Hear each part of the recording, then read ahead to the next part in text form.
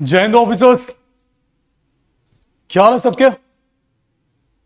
हाँ भाई, 1 महीने में एग्जाम है, डर तो लग रहा है ना। तभी इतने मैसेज कर रहे हो सर, लास्ट मंथ आ गया सर, क्या करें सर, पढ़ाई तो की है सर, कॉन्फिडेंस नहीं आ रहा सर, ऐसा लग रहा पढ़ के सब कुछ भूल गए हैं सर, ऐसा लग रहा कुछ पढ़ा ही नहीं सर, पूरे दिन किताब लेके बैठ रहे हैं सर, फिर भी अंत में लग रहा है सोने के टाइम, अरे यार आज तो कुछ पढ़ा ही नहीं। 3 महीने पहले का सोचते हैं, क्लासेस तो सर रेगुलर लगाई है, किताबें भी पढ़ी है सर, लेकिन अभी डर लग रहा है, ऐसा लग रहा है कुछ याद ही नहीं है कि नहीं। सबके साथ यही समस्याएं आ रही हैं, आती हैं हमारे साथ भी आई थी। हम भले आज पढ़ा रहे हैं, चाहे वो हम में से कोई भी शिक्षक हो, सबके साथ ये समस्या आई है एग्जाम के टाइम। नेचुरल है, डर लग रहा है, नेचुरल है। डर लग रहा है तो अच्छी बात है। अब सोच रहे हो कि क्या बात करो सर, डर लग रहा है कैसे अच्छी बात है, बता रहा हूं क्यों। डर लग रहा है इसका मतलब तुम अपने गोल को लेके सीरियस हो।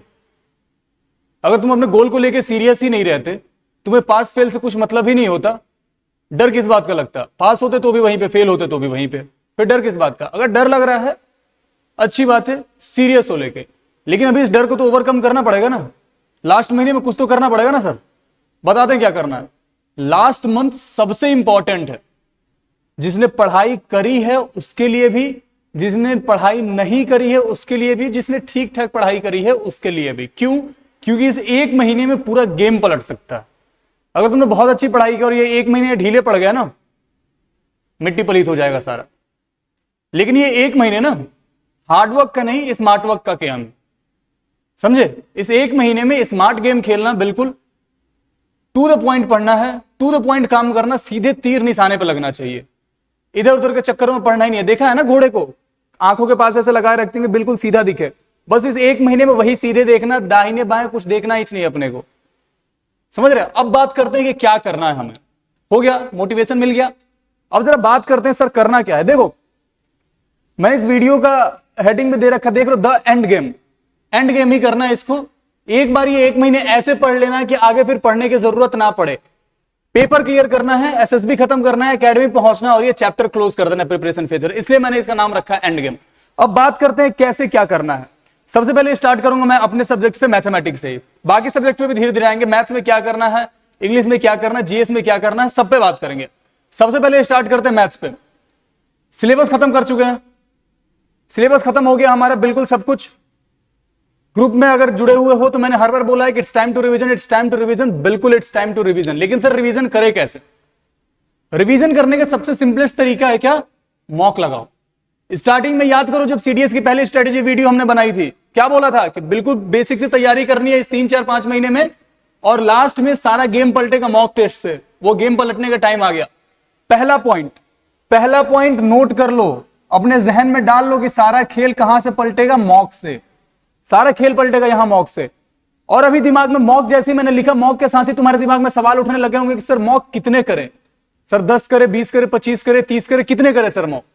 कितने मॉक कर रहे हो, इसमें बहुत लोग क्वेश्चन मार्क भी डालेंगे, क्या बात कर रहे हो। अपने पॉइंट ऑफ व्यू से बोल रहा हूं, अपने एक्सपीरियंस से बोल रहा हूं, कितने मॉक कर रहे हो वो मैटर नहीं करता है।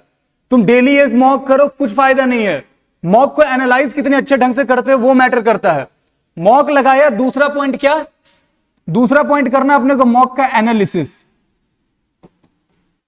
मॉक का एनालिसिस करना अपने को। एनालिसिस कैसे करना है? मैथ्स के मॉक की पार्टिकुलरली बात करूं मैं। एनालिसिस कैसे करना? फॉर एग्जांपल 100 क्वेश्चन का तुमने मॉक लगाया टाइम लगा के, है ना। मॉक में जब तुमने आंसर की चेक किया, कुछ क्वेश्चन सही हुए, कुछ क्वेश्चन गलत हुए, कुछ क्वेश्चन अनअटेम्प्टेड रहे। एनालिसिस में पहला ध्यान किस पे जाना चाहिए? रॉन्ग क्वेश्चन पे। पहला ध्यान किस पे जाना चाहिए? रॉन्ग क्वेश्चन पे। कि अगर तुमने सवाल बनाया है तो फिर वो गलत कैसे हो गया, कहां पे गड़बड़ा है, क्या कैलकुलेशन मिस्टेक है, क्या सिली मिस्टेक्स है, या फॉर्मूला गलत लगा दिया, क्या किया, उसको ध्यान में डालो और उस पॉइंट को नोट कर लो कि अच्छा ये मेरे से गलती हुई है, अगले मौके में वो नहीं दोहराना है। दूसरा पॉइंट कहां पे जाना है? दूसरा पॉइंट जाना है अनअटेम्प्टेड में। दूसरा काम करना अनअटेम्प्ट क्वेश्चन को देखना है कि आखिर वो क्वेश्चन अटेम्प्ट कैसे नहीं हुआ। क्या वो चैप्टर मेरा प्रिपेयर नहीं है, या प्रिपेयर चैप्टर मेरे स्ट्रॉन्ग चैप्टर, मैं टाइम पे फॉर्मूला भूल गया, मैं टाइम पे ट्रिक्स भूल गया, या मैंने इस टाइप के क्वेश्चन कभी लगाए ही नहीं है, कुछ नए तरह का क्वेश्चन दिख गया। यही 3-4 चीजें हो सकती है अटेम्प्ट नहीं करने की। या एक और कारण हो सकता है कि ये मेरे को मेथड तो पता था सर, बट बहुत लेंदी जाता है इसलिए मैंने छोड़ दिया और लास्ट में टाइम नहीं बचा। अगर ये केस है लेंदी वाला तो एक बार उसका शॉर्ट मेथड फाइंड करने का कोशिश करो। अगर शॉर्ट मेथड नहीं मिलता तो छोड़ दो, वैसे क्वेश्चन को पेपर में भी अटेम्प्ट नहीं करना। अगर फॉर्मूला भूल गए हो, अगर ट्रिक भूल गए हो, उस क्वेश्चन को मार्क करो, उस क्वेश्चन को सॉल्व करो और नोट कर लो उसको कि अच्छा ऐसे क्वेश्चन में ये फॉर्मूला लगाना है, आगे जाके वो समस्या खड़ी नहीं होनी चाहिए। अनअटेम्प्टेड का काम हो गया और जो सही हुआ उस पे तो ठीक है मामला। अगर तुमने तुक्का मार के सही नहीं किया तो फिर उसको देखने की आवश्यकता नहीं है।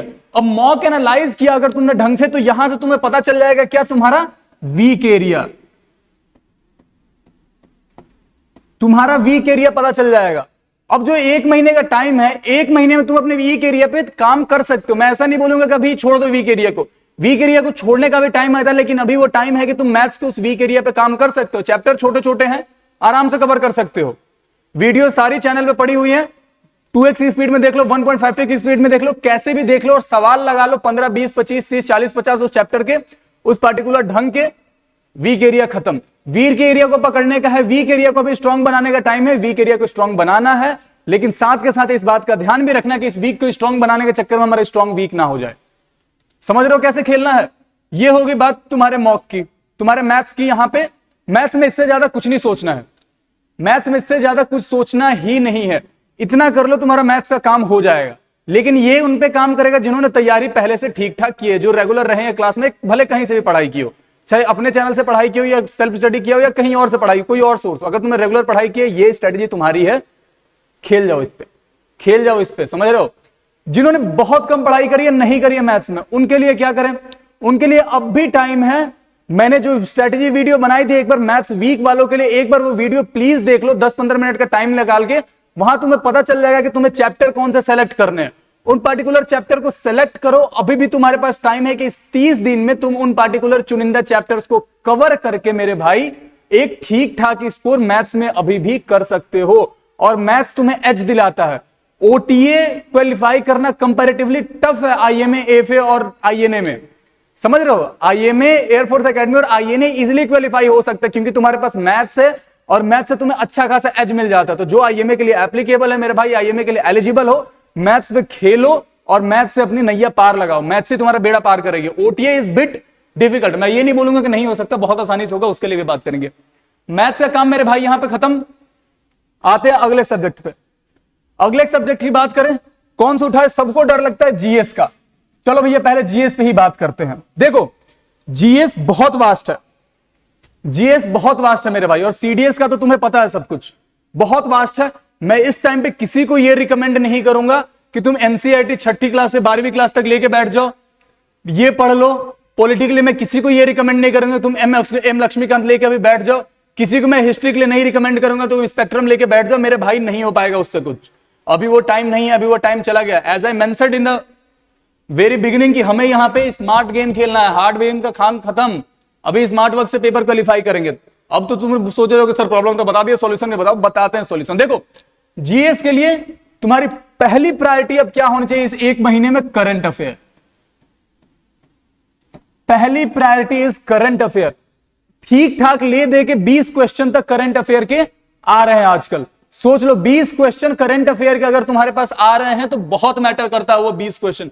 वो 20 क्वेश्चन में तुम 18 तो एटलीस्ट सही करके आओगे अगर तुमने 6 महीने करंट अफेयर ढंग से पढ़ लिया तो। कोई एक सोर्स अच्छा रखे, उससे करंट अफेयर आराम से कवर हो सकता है। तुम एक दिन में पूरे 1 महीने का करंट अफेयर कवर कर सकते हो। समझ रहे हो? तुम एक दिन में पूरे 1 महीने करंट अफेयर कवर कर सकते हो अगर तुम्हारे पास सोर्स कोई ऐसा है तो। अभिषेक सर भी करंट अफेयर ला रहे हैं, सुमित सर के भी मंथली वीडियोस पढ़िए करंट अफेयर की मेन चैनल पे, वहां से देख लो। ठीक है, बार बार उनको रिवाइज करो, पॉसिबल है तो नोट्स बना लो मेरे भाई, नोट्स बनाना भी पॉसिबल है। तो पहली प्रायोरिटी तुम्हारा क्या होनी चाहिए? करंट अफेयर होनी चाहिए। ठीक है, अब बात करते हैं आगे। दूसरी प्रायोरिटी मेरे अकॉर्डिंग क्या होनी चाहिए? तुम्हारी साइंस होनी चाहिए। सर साइंस कैसे? सर साइंस वीक है। भैया 10वीं तक तो साइंस पढ़ी है ना, 10वीं तक अगर साइंस पढ़ी है तो बस वही साइंस पूछता है सीडीएस। ठीक है, करंट के बाद तुम्हारा दूसरा प्रायोरिटी मेरे भाई साइंस होना चाहिए। साइंस पे खेलो अच्छे से। अब साइंस में भी आई विल रिकमेंड कि पहली प्रायोरिटी पे लेके जाओ तुम बायोलॉजी को। बहुतों को बायोलॉजी पसंद नहीं है, मुझे बायोलॉजी पसंद नहीं है पढ़ना, बट स्टिल मैं बोलूंगा कि पहली प्रायोरिटी पे बायोलॉजी को लेके जाओ। रीजन बीइंग मेरे भाई, क्योंकि बायोलॉजी के क्वेश्चन बार बार हर बार रिपीट होते हैं, वही पीवाईक्यू में से क्वेश्चन बन के आते हैं। 10 क्वेश्चन बायोलॉजी के आएंगे तो 10 वहीं से रहेंगे और कहीं से नहीं आएंगे। एक आध ऊपर नीचे हो गया, 10 में से 8 तो तुम्हारा पीवाईक्यू से रिलेटेड ही आएगा। तो बायोलॉजी कवर करो सबसे पहले, पीवाईक्यू ढंग से कर लो, तुम्हारा बायोलॉजी का बेड़ा पार हो जाएगा, इतना समझ लो। ठीक है, पीवाईक्यू ढंग से कर लो, कोई भी स्टैंडर्ड बुक अगर पीवाईक्यू फॉलो कर रहे हो तो उसको फॉलो कर लो, तुम्हारा बायोलॉजी का बेड़ा पार वहां से हो जाएगा, लिख के ले लो। और अभिषेक सर साइंस वाले से भी मैं बात करूंगा, वो बायोलॉजी की वीडियो आ जाएगी तुम्हारे लिए, काफी है, बायोलॉजी तुम्हारा वहां से खत्म हो जाएगा। और बायोलॉजी कर लिया तुमने, 10 क्वेश्चन का वेटेज ठीक ठाक ये लेके जाता है, 20 क्वेश्चन का करीब करीब करंट लेकर के जाता है। उसके बाद बात करते हैं तीसरा क्या होना चाहिए। तो तीसरा मेरे भाई तुम जीएस में से अपने स्ट्रेंथ वाले टॉपिक पकड़ो, अपने स्ट्रेंथ वाले टॉपिक पकड़ो।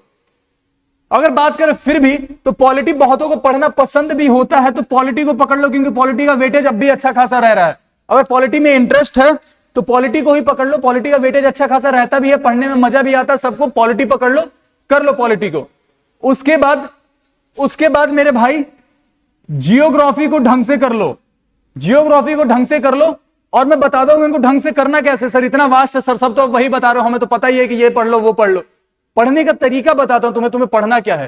पहली प्रायोरिटी जरा याद करो, पहली प्रायोरिटी क्या रखी है मैंने, करंट रखी है। अगर पहली प्रायोरिटी मेरे भाई करंट रखी है मैंने, तो इसका कुछ मतलब बनता है कि अगर तुम पॉलिटी भी पढ़ रहे हो तो तुम्हें वो कहां से रिलेट करना, वो करंट अफेयर से रिलेट करना है। अब बोलोगे सर करंट अफेयर से रिलेट कैसे करें, दिमाग में तो आया होगा कि सर करंट अफेयर से रिलेट कैसे करेंगे, बताते हैं कैसे करंट अफेयर से रिलेट करेंगे।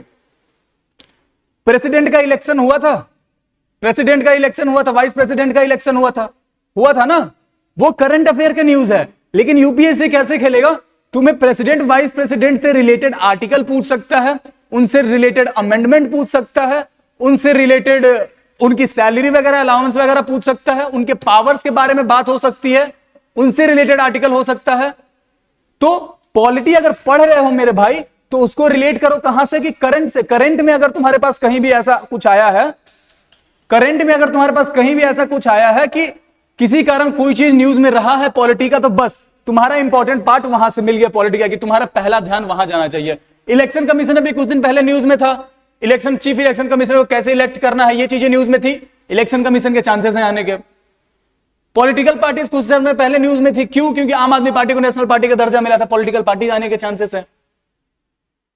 समझ रहे हो, महाराष्ट्र में फेरबदल हुआ था सरकार का, याद है ना, एंटी डिफेक्शन लॉ उसके कारण न्यूज में है, आ सकता है। सरकार कैसे गिरती है, सरकार कैसे बदलती है, मेजोरिटी क्या होता है क्या नहीं होता है, वो चीजें न्यूज में है। समझ रहे हो, रिलेट कैसे करना है वो करो तुम। करंट पहले तुमने पढ़ लिया, वहां से तुम्हें पता चल गया कि क्या क्या चीजें न्यूज में है पिछले 6 महीने 7 महीने में। अब पॉलिटी तुम पढ़ोगे तो तुम्हारा पहला ध्यान क्या जाना चाहिए कि भैया ये हमने करंट में पढ़ा था, पॉलिटी का पहले ये एरिया कवर करते हैं। समझ रहे हो, पॉलिटी का पहले ये एरिया कवर कर लो, बाकी देख लेंगे। समझ में आ गया। सेम चीज विथ जियोग्राफी, सेम चीज विथ जियोग्राफी। सर जियोग्राफी में ऐसे कैसे कर लें, क्या बात कर रहे हो सर, कुछ भी मतलब बताते हैं कैसे करना। देखो यूपीएससी का कोई भी हवाबाजी से सवाल नहीं बनता, कुछ सोच के यूपीएससी के लोग सवाल बनाते हैं। समझ रहे हो, यूपीएससी कुछ सोच के सवाल बनाता है, करंट से रिलेटेड ही सवाल बनता है मोस्टली। अब पूछोगे सर जियोग्राफी में कैसे करें, तो जियोग्राफी में भी मेरे भाई तुम्हें करंट से रिलेट करना पड़ेगा। कैसे सर, अर्थक्वेक आया था टर्की में, याद है, तो इस कारण तुम्हारा अर्थक्वेक इंपॉर्टेंट बन गया।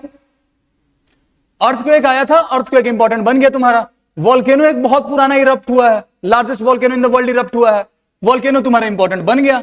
अब वो वोल्केनो कहां पे है, उसके आसपास का एरिया क्या है, उसका ज्योग्राफिकल एरिया क्या है, वहां पे कोई सी है क्या है, वहां पे कोई तुम्हारा आइलैंड है नहीं है, अगर वो किसी पार्टिकुलर कंट्री में है तो उस कंट्री के साथ हमारी मिलिट्री एक्सरसाइज होती है या नहीं होती है, मिलिट्री एक्सरसाइज होती है तो उसमें कौन कौन पार्टिसिपेट करता है, कब स्टार्ट हुई थी, अभी कौन सा एडिशन था, बस ऐसे रिलेट करना है। समझ गए, ऐसे रिलेट कर लो इस 1 महीने। मैं बोलता हूं एग्जाम के बाद तुम मैसेज करोगे सर हमने रिलेट किया था, पेपर में क्वेश्चन फंसे और हम सही करके आए हैं।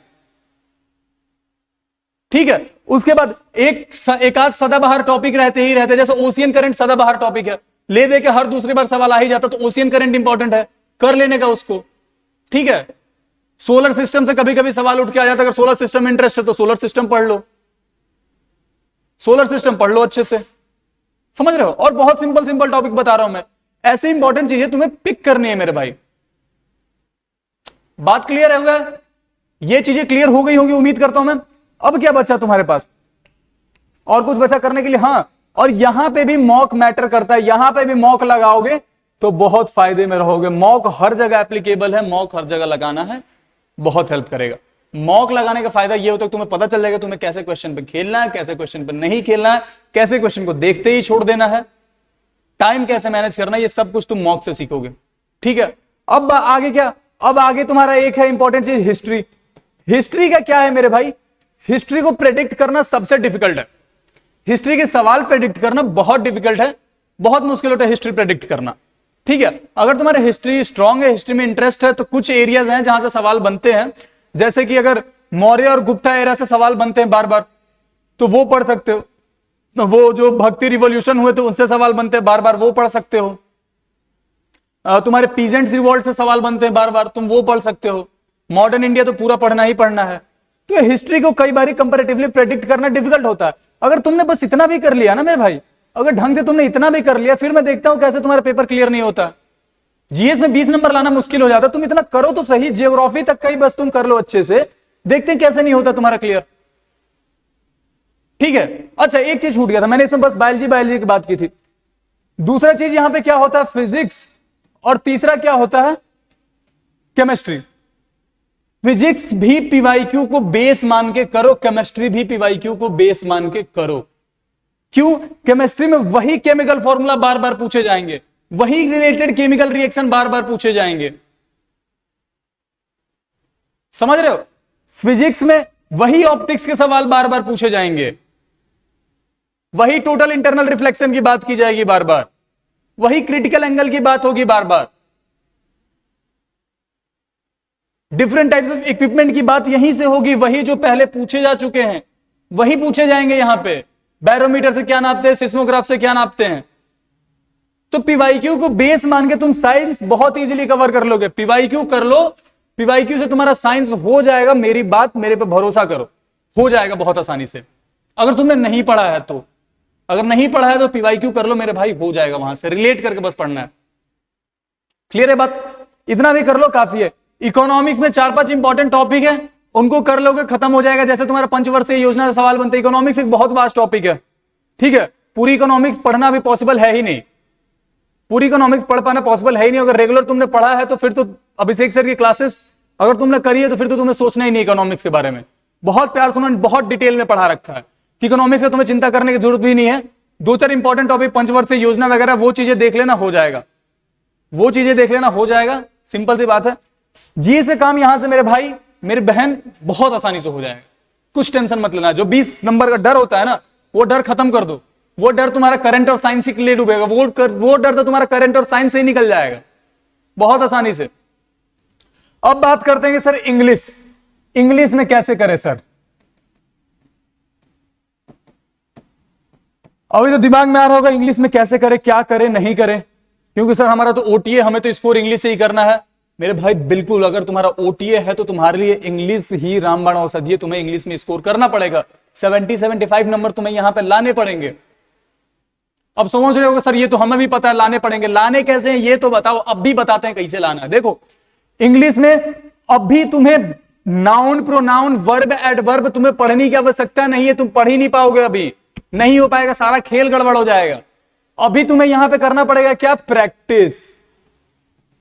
अभी तुम्हें यहां पे करना पड़ेगा मेरे भाई प्रैक्टिस। और प्रैक्टिस कहां से, अगेन प्रैक्टिस मेरे भाई मॉक से, अगेन प्रैक्टिस मॉक से। मॉक लगाओ बैठ के, स्पोर्टिंग एरर वहां से करो। स्पोर्टिंग एरर में जो तुम्हारे सही होगा सही होगा, जो गलत हुए हैं उनके रूल नोट कर लो कि आगे उस रूल पे बेस्ड अगर आया तो वहां मेरा गलत नहीं होगा। जो इडियम्स फ्रेजेस वहां मिल गए उनको पढ़ लो, जो वोकैब वहां मिल गए जो गलत हो रहे हैं उनको पढ़ लो। तो इंग्लिश का सारा दारोमदार तुम्हारे मॉक पे ही जाएगा अब, क्योंकि 1 महीने में तुम पूरी ग्रामर बिल्कुल बेसिक से नहीं कवर कर सकते, ये बात समझ लो। स्मार्ट गेम खेलना है तो स्मार्ट गेम में तुम्हारा सबसे बड़ा साथी मॉक ही है, मॉक ही तुम्हारा बेड़ा पार लगाएगा। ठीक है, इंग्लिश और मैथ्स के लिए तो मॉक कंपलसरी है, कंपलसरी इंग्लिश और मॉक, इंग्लिश और मैथ्स के लिए। समझ गए ये बात, बस ये करो। और दिमाग में आ रहा होगा कि मॉक कहां से करें, तुम कोई भी सोर्स फॉलो करो, मेरे को उससे कोई दिक्कत नहीं, लेकिन मॉक लगाओ। अगर तुम्हें नहीं समझ में आ रहा है तुम कहीं का भी मॉक लगाओ, मुझे उसे कोई समस्या नहीं है। अगर तुम्हें कंफ्यूज हो, अगर तुम कंफ्यूज हो कि सर मॉक नहीं मिल रहे कहां से लगाएं, तो भाई अपना जो तुम्हारा अपना एप्लीकेशन है लर्न विद सुमित, उस पे से सीडीएस के मॉक लगा लो।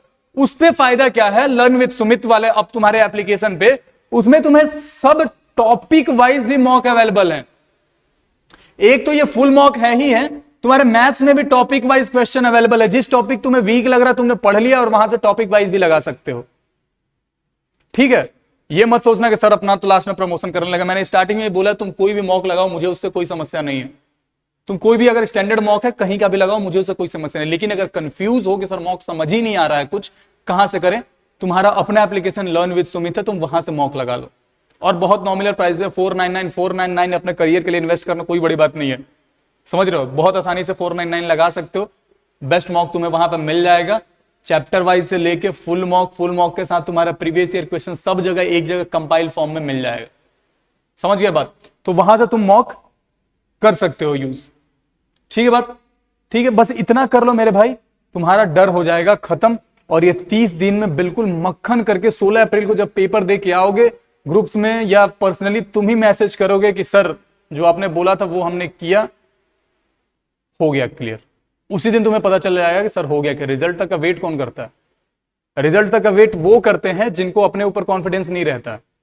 अगर तुमने LWS से पढ़ाई की है मेरे भाई, तो मेरा वादा तुम्हारे अंदर कॉन्फिडेंस ऐसा होगा ना कि तुम पेपर दे के आओगे, उससे हम बोल दोगे सर हमारा हो गया क्लियर, टेंशन नहीं लेने का, SSB के लिए आ रहे हैं, SSB की तैयारी करने के लिए वहीं आ रहे हैं।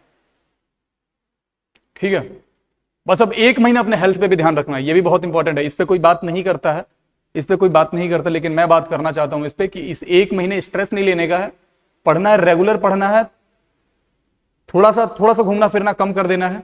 ठीक है, थोड़ा सा घूमना फिरना इस 1 महीने कम कर दो, स्टिक करके बैठ जाओ, 1 महीने पढ़ लो। और हेल्थ का ध्यान रखना, टाइम पे खाना पीना और अच्छे खाना पीना, और हल्का फुल्का घर पे एक्सरसाइज वगैरह करते रहना। ठीक है, क्योंकि इस महीने में अगर तबीयत खराब हुई मेरे भाई, तो हर महीने के पिछले 3-4 महीने की मेहनत खराब हो जाएगी। इस पर कोई बात नहीं करता, बट स्टिल मैं ये झेल चुका हूं एक बार। मैं नहीं चाहता कि मेरे से जुड़ा कोई भी इंसान ये झेले।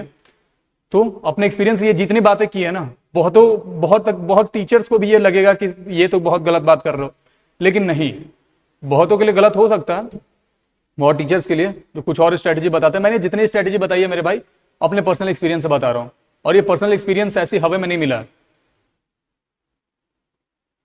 जो भी डिफेंस एग्जाम है, हर एग्जाम क्वालिफाई करने के बाद ये एक्सपीरियंस मिला है। 12वीं लेवल से लेके अब तक हर एग्जाम तुम्हारे भाई ने क्वालिफाई किया है। उन एक्सपीरियंस का, अपनी गलतियों से जो सीखा, मैं नहीं चाहता कि तुम वो गलतियां दोहराओ, तो सब कुछ अपने एक्सपीरियंस के बेसिस से तुम्हें बताया मेरे भाई। फॉलो कर लो, देखते हैं कैसे क्लियर होता है। बिल्कुल मक्खन तरीके से पेपर क्लियर होगा, इतना याद रखना। ठीक है, तब तक के लिए जहां हो हंसते रहो, खेलते रहो, मुस्कुराते रहो, पढ़ाई रेगुलर करते रहो, अपने हेल्थ का ध्यान रखो, एंड जय हिंद।